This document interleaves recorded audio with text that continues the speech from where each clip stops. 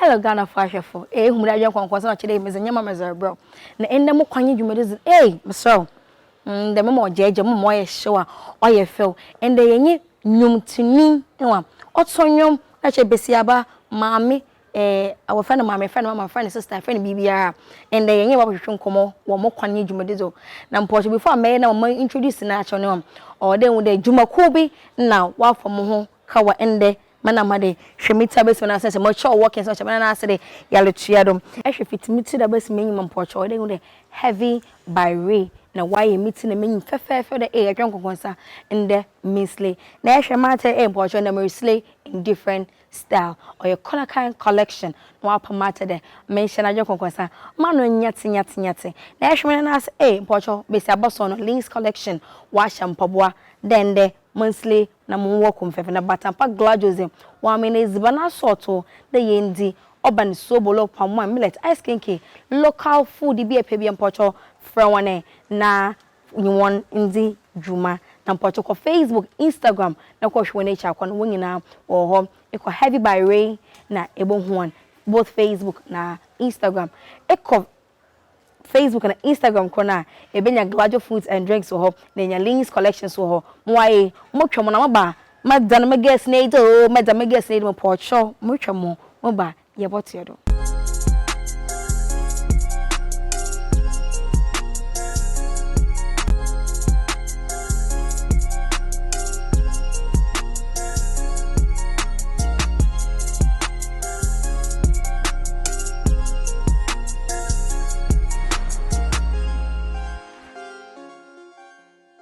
mwakaba sonko bo mo kwanye dwume kede mo twamo aba mo ba ye boto na mpocho ende ne wa ha mo guessen e wona me kana ma hom no chede me ba kansam menyo bokọ aba bo mo se me ka guessen oso sama ka se me pedue akokọ akofo pe na ato no na chede akokọ pese oye me maame oye me sister me nana me advisor no chede ne nyum na nkase ne mo nsem no otufu o hye nkwa na se etin nsem bia o mo pocho e bo na yes ende ye nya maame wo ye ntem ye nya obi otu yemfo to say woni enyankopona oh boy pocho fanche mo na the voice no emre era nyum no o dem de ensem bi shem eyi bi fu mo nya yin tin mo bodo no ensem she ye da wasia ensado ye yiwa ya ensado ye da was na pocho no o ekete ta woni kete na do wasa na chide wore bo na so but ni mu nsam no hiam o de na ensem no otimi she nkwan mare ka hwana motu no de wona nde mama Piesie Esther mama pocha kawa yeah me dear you are beautiful you are splendid oh you are still young oh you who Piesie Esther na me so still na oh yeah ewo the radiasi pocha kawa Krista say yeah me dear pocha mo nwa mutu pocha me freestyle na warning ame a Uma ye diye nyankopon ma ye diye yes woni ye nyankopona wodi ye nkobada wodi ye nkobada ye danasia ensado kowinsania botaina se kowinsania die mane do ato hono mata se o se kowinsania ti se me kowinsania wa botai wow utumi se kowinsania etimi enitimi da ho no wetimi hu se ma botai yes nyame aye bi na se bribiasi nyame aye bi sanity mo nyakopon wa aye bi nkomo no yare tuado mama enda me kase ne wa mo was wan kase mo so man kase me nyifedi na mo hwe adom na eda adom na nda nyem bonko no chede mensam no o de mo bon na pod but what Piesie Esther pa Piesie Esther you want ninche e for no free me da se pa ma me ni kanchia wahwefo nyina se ye ka se Piesie Esther eye oba nyumtuni a oto awurade nyankopon enyom wo ka awurade asem through music emu Piesie Esther efri insuta atonsu me ya santini Piesie Esther ma me mamu ye 5 me to so me ensa wow Piesie Esther wari be me be friend no Mr Enoch esiedu Piesie Esther wo emma 4 oh nti se ye ka se Piesie Esther and as summarize the wing na zaman na on the ball nyum bia my first album na ye waye wie mentiase apaya mame ziba beko okrasini empire me sumanyamija Adwoa Nkonkonsa mpocho ekeka batenya buta empire me mpocho hia papa mama da mo hwane kakre bi na mo fan kase mi because ona fa mo show no ho abra bomachi sayedie Mesera de se empire me o empire me kura se mesai mechi abra bomachi sayedie senya mesa empire me o empire me kura se mesai mechi abra bomachi sayedie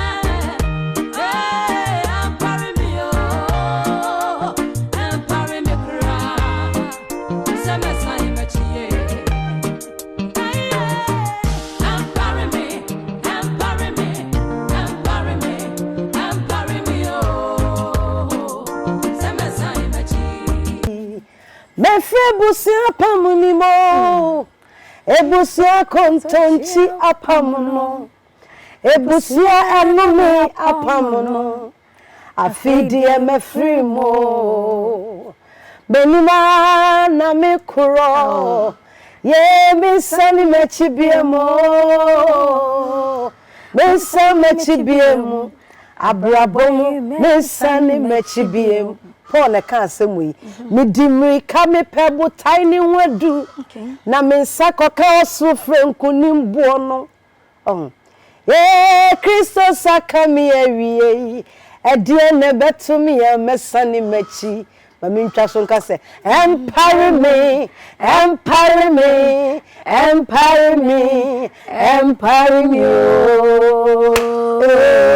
Sama sai mechi ampa wa parien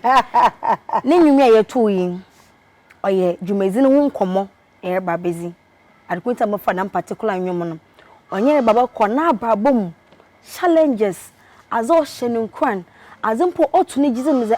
mamo mpem anyim na mo nko na metim maaye ende nkomo no ya hyase dada na yeletu ya duntin kamo na mo ye wozen foto ko anyim na ye fa mboba ne nko Mama, mesna mo akwa baby o. Mejo so my dear. Wonum me to yen wa, oyenwum ya sa meta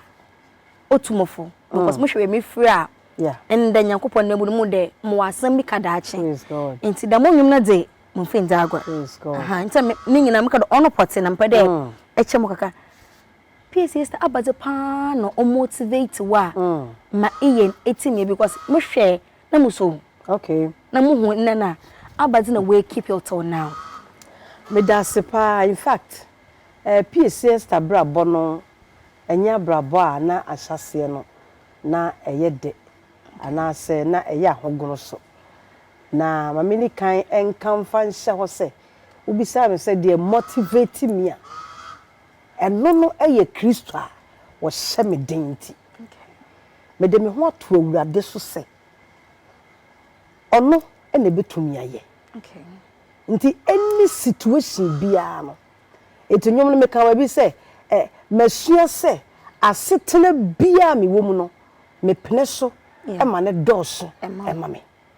sabrabo mu no obi ni hono ma na brabo no eye botesa but onya ahotoso bi se I know se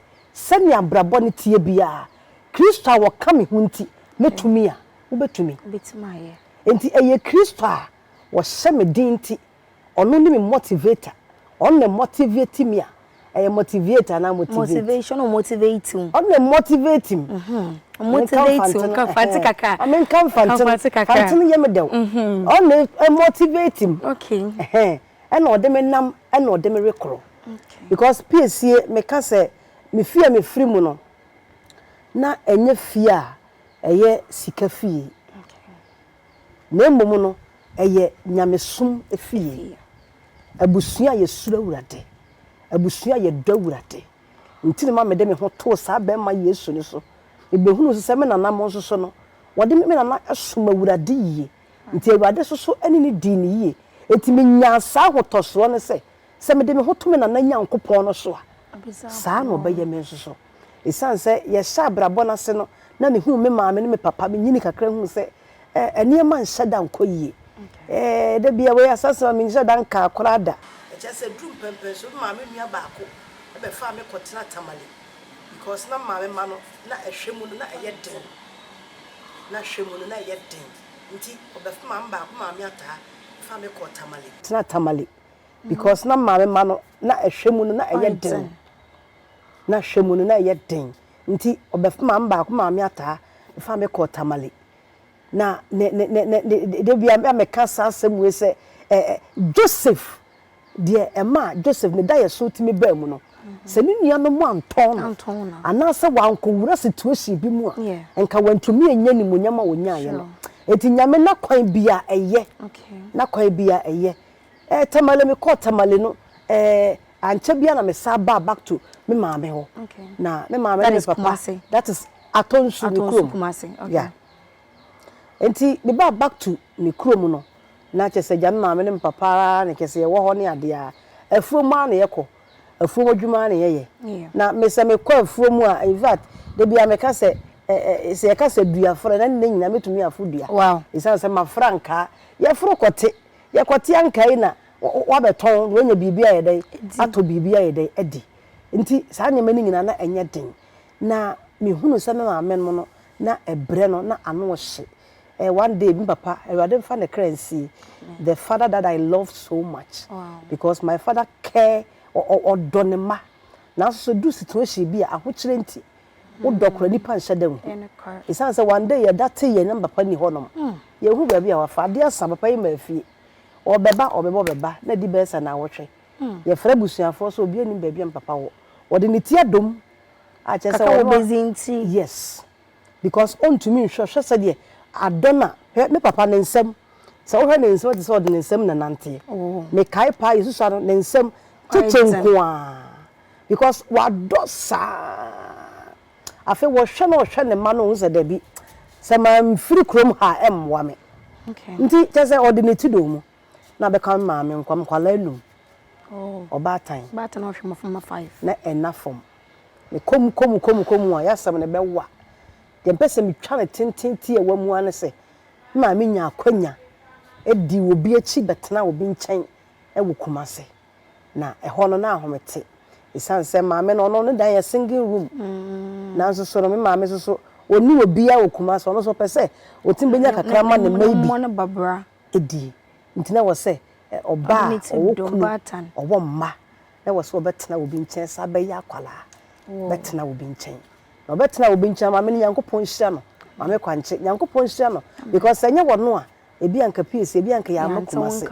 sa na tie na so ma me so no oye nipa bia ono so na me hwe e de twero abrabom akiri san ye de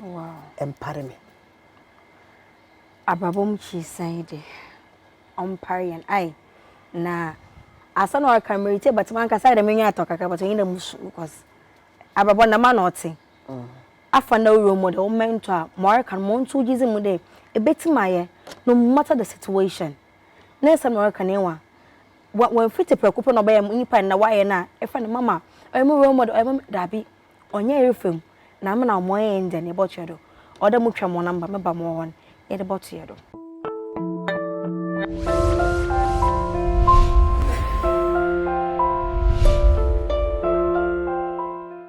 mo akwa basonko ba mo kwani dwumedizo ma acha dem programming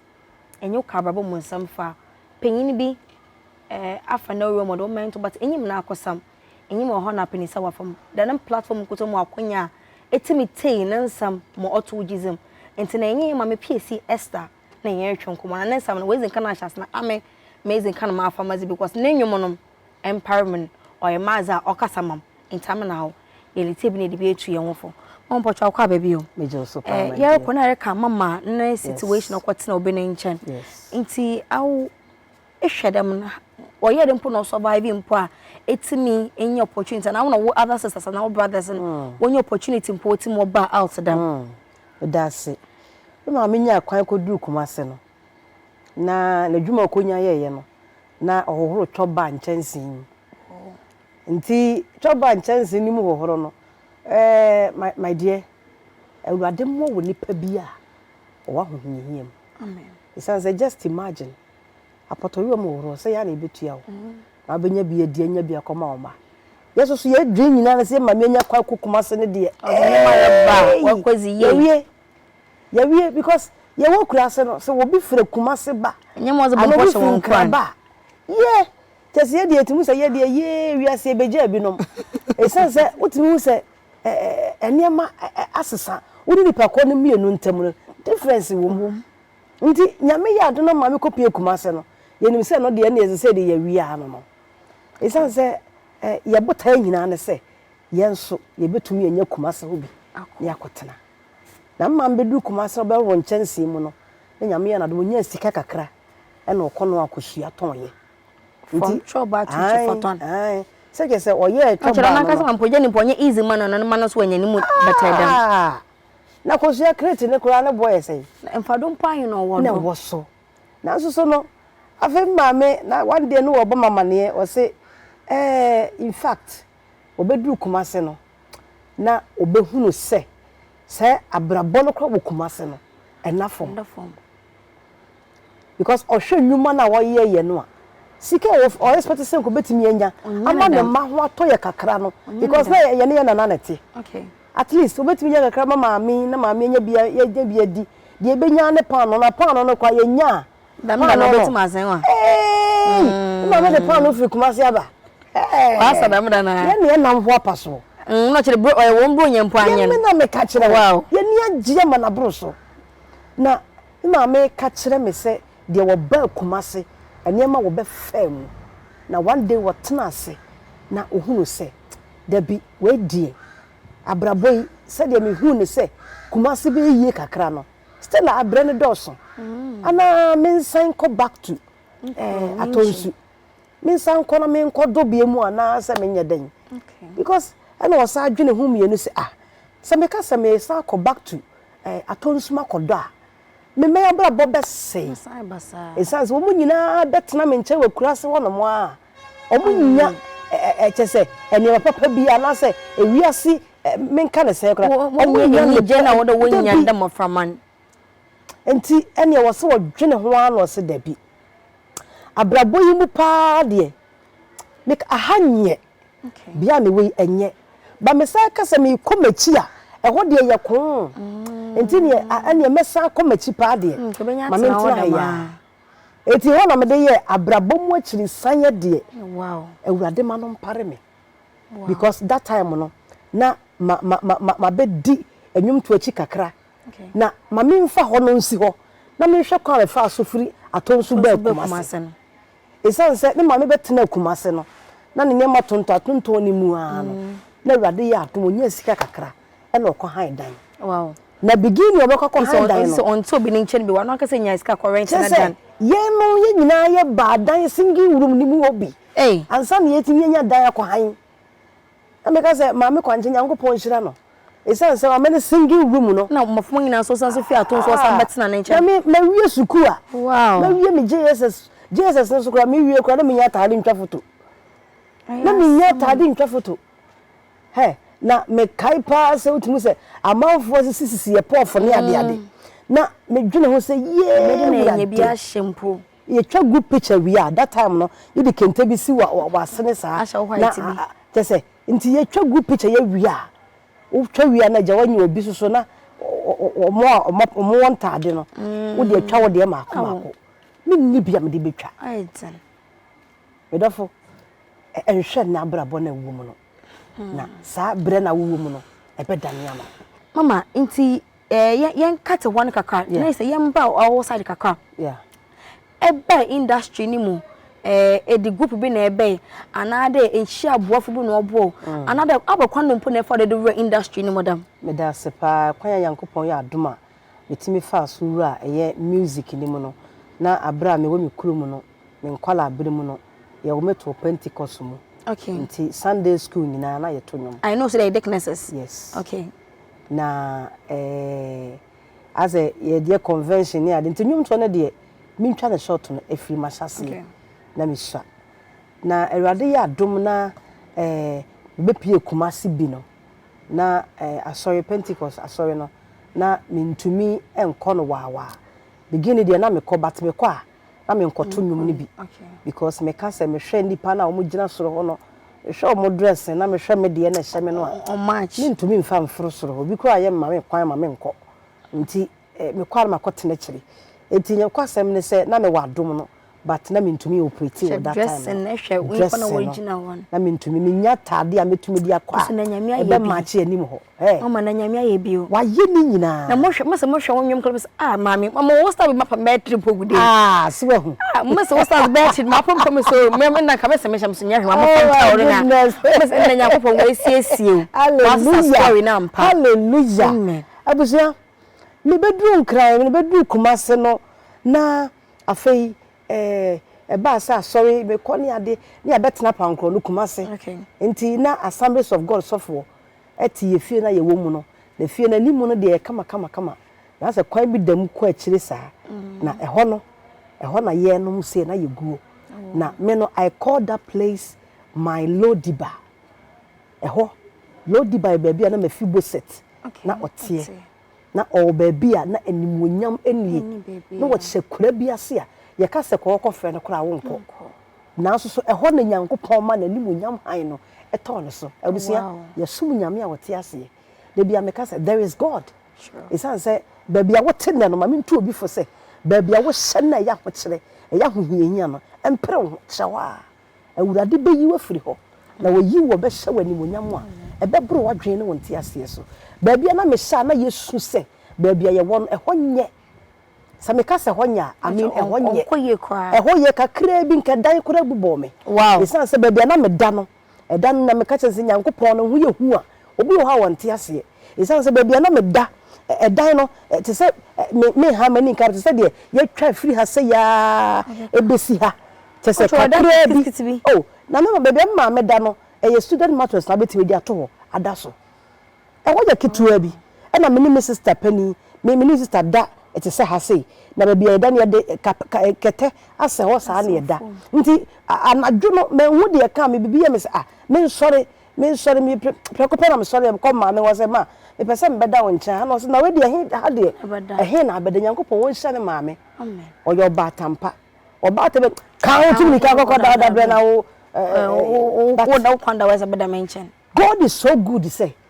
wa mpam me was na we de he na abeda ajo bata wo Kwan ho sei na me so me Kwan me nan hye ho na me se me Kwan me na me nya ntene me nam na ye ti zim e dan no soro no because dan no enya papa nti o chese free one ka wo de na begu ho no so ba bia na me da no e ho e na begu ye nti na hu futuro ni ade no e na gu me sister so e wo de sei abushia se wani na nsa o ka kire na sa place ho na manwu no e ho na urade hye mani munyam isan se na de bia ye didi wi a ye duane ye di no so da busia se wani na so ne ye ni gi wo mu pa ye didi wi a na aso ye nwum tuo mu ye be sori ye urade sa me ma mi sister ye be to nwum sa ama what's goosebumps we gum pa I'm telling you na de bia ye to nwum sa no a se na sofo no na wate hwe wo how na urade wate wo dwene wo ho na eya na ye ntia se nti wo siesie nyema pa bia ma wo ebre ne so a be hye ne wo awurade nti da ko sofo bisa ma me se na ma me pie sa obisa ne se ma me na hona na tonwum wo inside ho de sa no na so me ba de otoso miensa no na ono wotonwum ye wo ekrom nyina wotonwum pa na wokọ aso na nse de wonkoto biem mi twa ho no short no enam so ma sofo de me call Assemblies of God say me metonwum wo na sore ho wow me jana na de ko jana so dress ni nyi ni oh ho de se me ho de sofo wa no afre me se me mra nti dress na te se de kura no na de be saba wow enti me forget ye se se Pentecost de ukọ ye lead chorus na ji se wa wo nante ko se ukọ na wo so de sofo na de na special invite so who said that adom na locate my special guest and that is the English okay ho ba ye bot ye do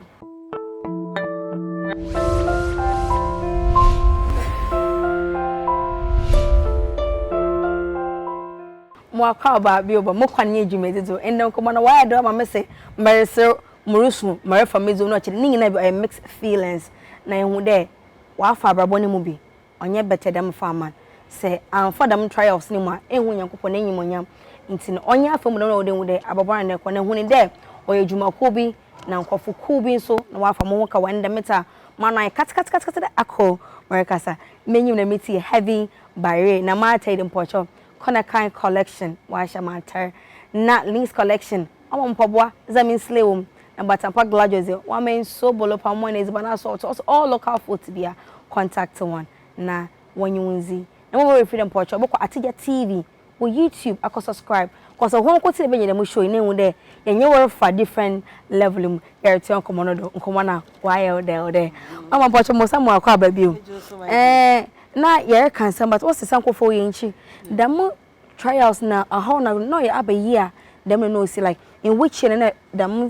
struggles na go through me fan say a free be 96 97 mo hono okay eba no because we were school 1995 and then we JSS okay yes it from hono no eba no madam na Erica na me akobo school do me fa adom ne masisi a wan ka se hwenwa e ko school podo yinfa me we JSS ahwa na ehwe nso adom ne nti obi mpo nkan chew de no me the English that I thank you you will speak and everything is like as a I will not yados I read the be free maba when oh your glory na yadom no yadom no enti aye brofuna na orechom enti mama mansam na mo twetwa do but me pede me nyu fanyema kakra bim wan ka set woni wa e din kana chi mazo motivate but no ka se me na kede be bia na eshen no ye danger bia se wo friend kan na ko be ka do me abra se ndoma mba ho na bo word bi pocho sa bom na mo word ni bi o Lodiba oya nyum title a ma mu do ya nyum title a Lodiba no chere onchai kra Lodiba e da Nyankopon ase bia na me hye yes Nyankopon ni hye abati no to jizem Nyankopon ni faka da wo ba bintin ukunu maame Adwoa waka da Nyankopon abɔ ho mpa ya nyipa yes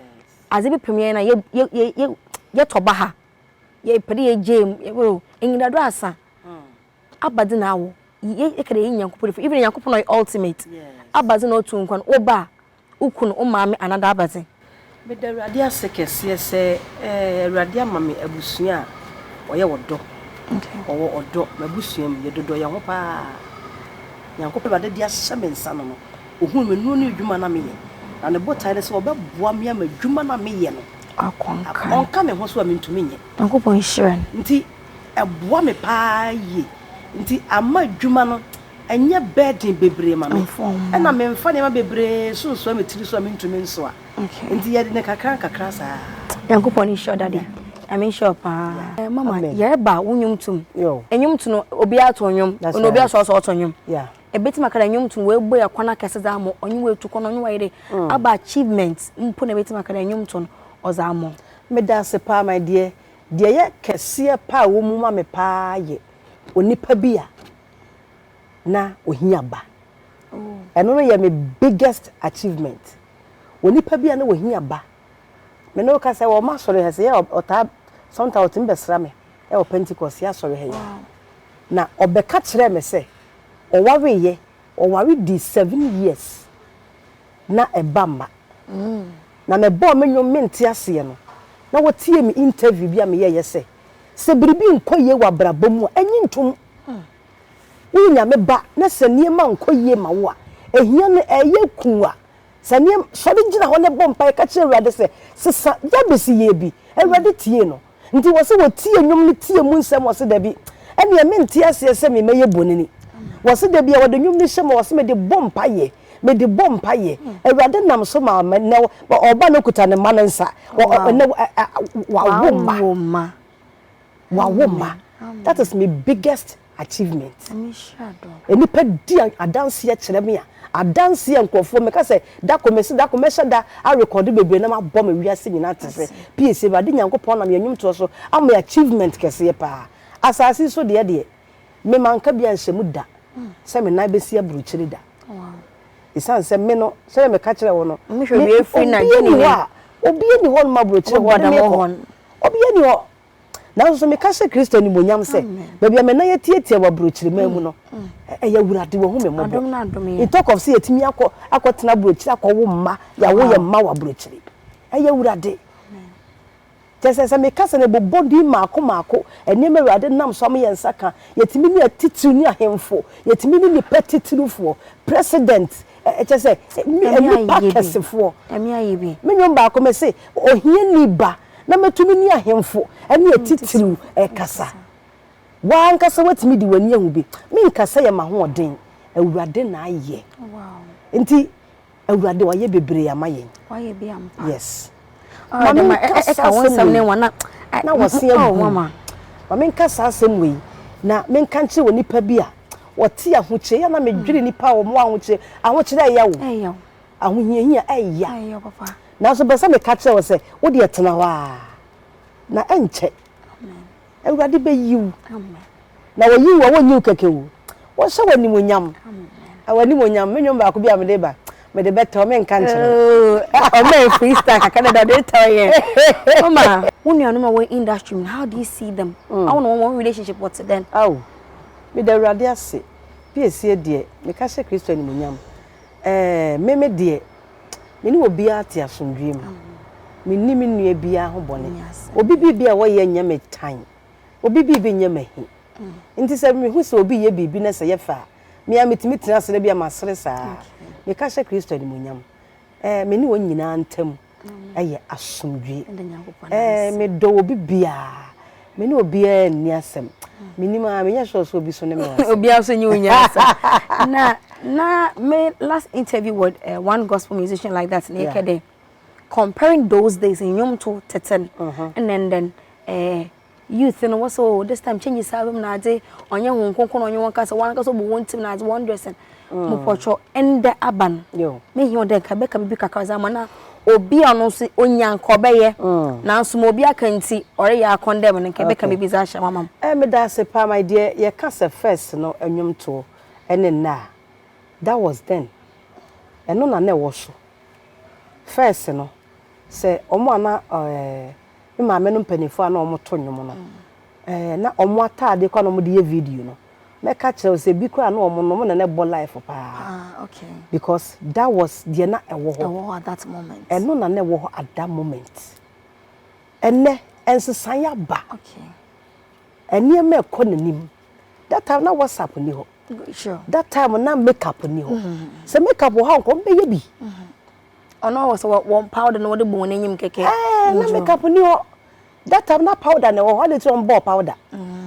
just makeup na ho nko be makeup good but na makeup ni ho enne some for the bebrete aso mumui enne obo makeup ni bi wo de wa ankasa wo de ma me mfa sa adwuma we mfa work we ma wo say ye nuanom me ma me nom tetefo na no moto nwom no se nipa ko obi enne wote ase a wo de na hwe ne video na hwe first hwe ne dress na hwe first no ense sa ya ba difference wo adofo no ahusiesie enye bone na emom no Bible say yemfa ni ewu ade ensiesie ye ho wahu wo sha watade hu atade amahye we de ase me bosugu ho ana asa me sisi achi gu ho eno mfa nko na emom say wo sha tade a ne boye den a abusuna Yesu opade afi wo sure ye Nyankopon man ye ne wose yusu ade a ne boye den Yesu Kristo ba kwotena ponkoso no ene na nko betena additional form masalati addition say and additional form na akwa wateta aponkoso can you imagine na addition so nam form can you imagine na kan kwa mum no ka oda wono mum nam form na addition ka etapa awon mum no wata aponko ntin sam na waka no wa bo no to faza amo nti mo edu ide e be fen last two questions is upon because time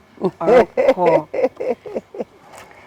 mama yen fa last 2-3 questions now ye you abambu sam nyina ade free wo eti wo sisi anewa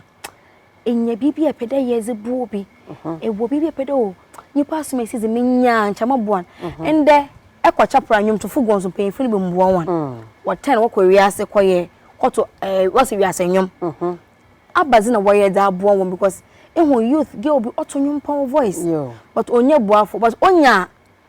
ayen yen kwofo ibo wo so mu the moment they are seen no they are gone mpotro abadina inya ebetim za yeda boda mo kwofo me da sepa they say yenwum to adwuman no abusia akoye te se wa nkasa na wode wa de eko me Piesie metiwe mini obi a oboa me wo menwum to adwuma apart from ni me kunu awurade a woka ye ho na boa yen enti akoye sikasem obi ani ho no ma wonya obi se wo ye very good a omwa no okay obi wo asa wo na sa wonya dia ye nipa bonesem but me no ankasa me no mete ha no me suati bi widi anim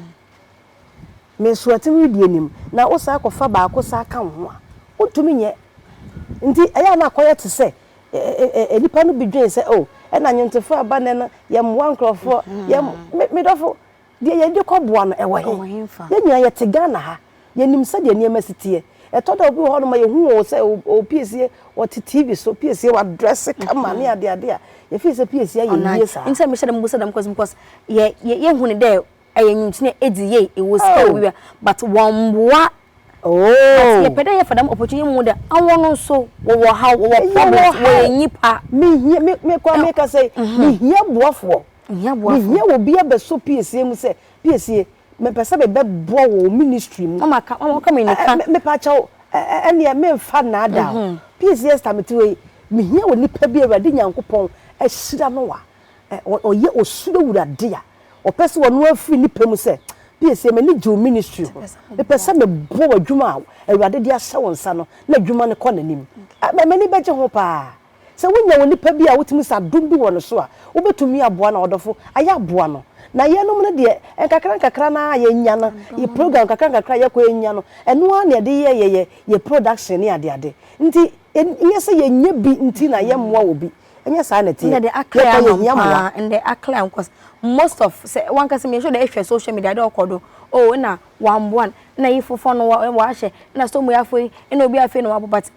gospel efonism atizo wonti momboa into I am down there in the one can say ma clear and zaman me the wasapa na wonwum ni nyina ne wa mo na one can say oh nwum is mo nwum ma bon pa be do the makoma do me do oh me dance pa in fact Piesie me nwum ni nyina ye nwuma edamakoma so okay me peni nyina na se se die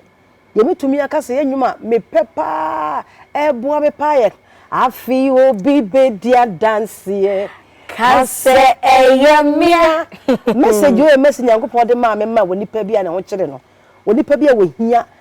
wurade se wo ba ne situation nim okay dance die na se se die ye di edamakoma so ye di afi obi be dia dance hallelujah. My from is that answer that child. I think. My from. Now, mama, how many albums so far? Me dance.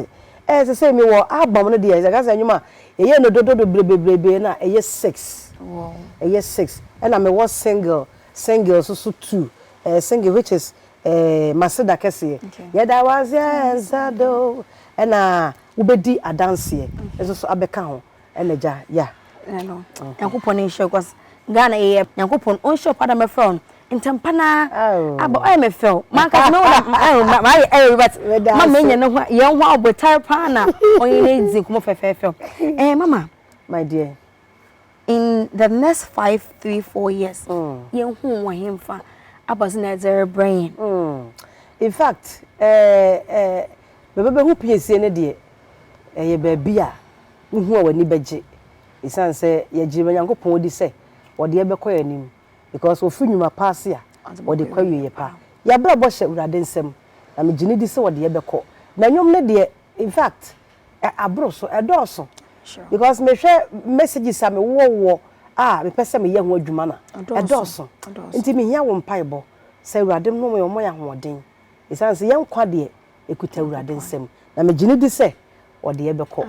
e de akwa kodura hye ne ho anim ye be bo sha asase na do bo sha se ye nye bodu bo Nyankopon kan ye nkutin ye bodu how many years in the industry me das advance me kasa me count pa free bra me back me ma me Georgia de ache na mom no se me hwe me ankasa me de me nwom started say badia na guess me hwe say be 20 years oh can I yes say 19 to 20 years 20 na wa agomba na mu shofra I know mama nyame show na na da me catch with them be interview I say hey I love this woman my friend Herman Tego New Jersey awesome portrait me catch do chia opana mo nwuma zo ye man USN e me share that kitchen wa ham the da be nyim but no so me pom me nya na hallelujah me catch intinde Herman portrait ma catch praise God wo message ni me za man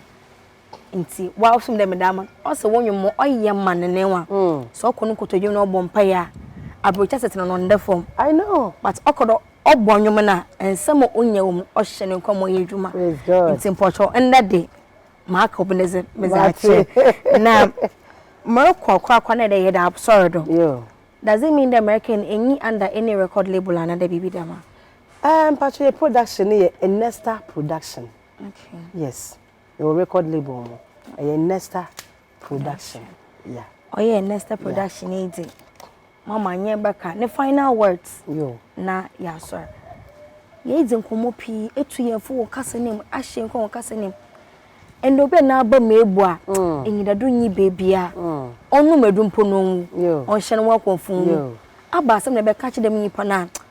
obekere enyidado abam bio abusia dem pesa me ka kye wa ne se enya wo ho bone enhye wo ho akonfo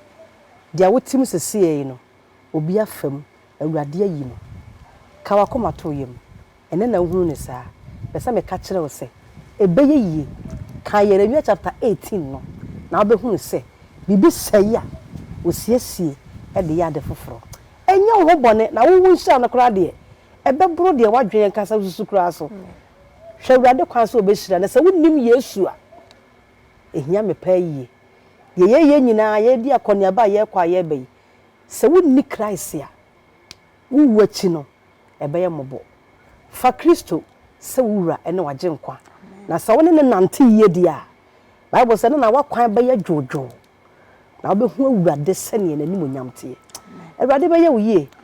Piesie Esther me Instagram page mama fani na ato kan meka twede ye point for ne bo hu echi akwan se hia me pa pocho photo you go my pa cho be follow Piesie Esther what na u follow ye ya ubenya nhira